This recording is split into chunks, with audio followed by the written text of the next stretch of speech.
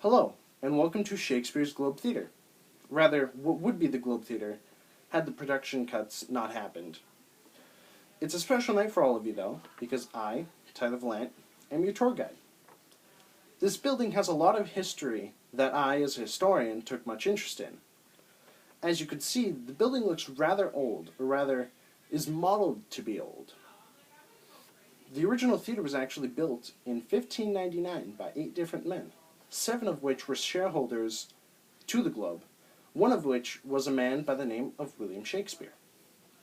An interesting point to the original theatre is that it was actually built from the remains of another theatre called The Theatre, which had been brought across the Thames to where the Globe Theatre sits now, and was built in a fashion similar to what you see now.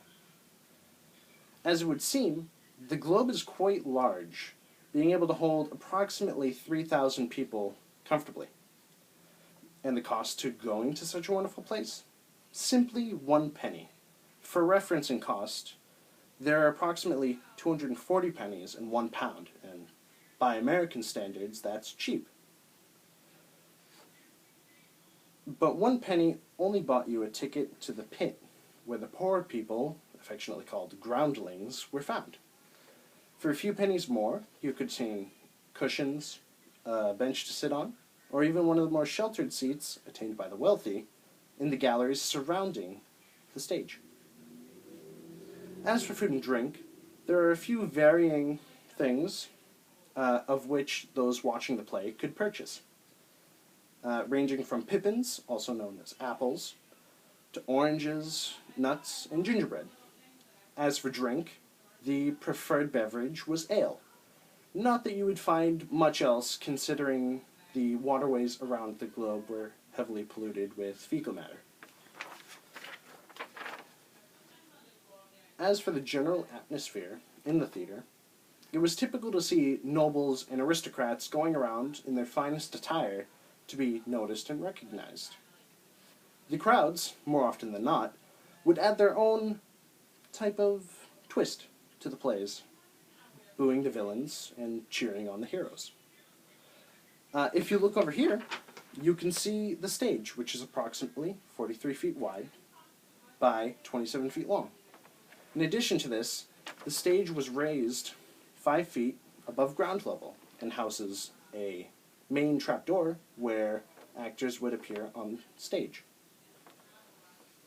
Above the stage was a very detailed painting of the sky, known as the heavens, from which actors could descend via rope onto the stage during certain plays.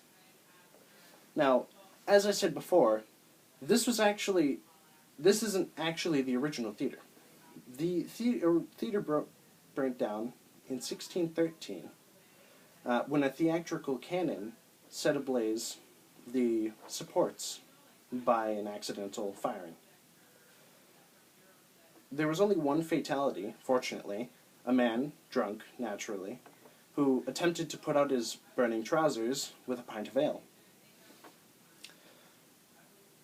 It was rebuilt in 1997 by a man named Sam Wanamaker, who named it Shakespeare's Globe Theatre, a man who ironically only owned about 12.5% of the shares for the Globe Theatre.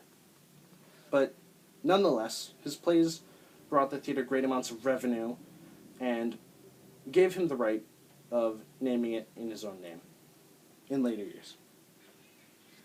That's all for my end of the tour. If you have any more questions regarding the Globe Theatre, check out the rest of the website, such as our frequently asked questions section, or you can go to the App Store and download the Globe Theatre 360 app, which has an augmented reality camera, which allows you to see the theatre as if you were actually there. As always, have a wonderful day.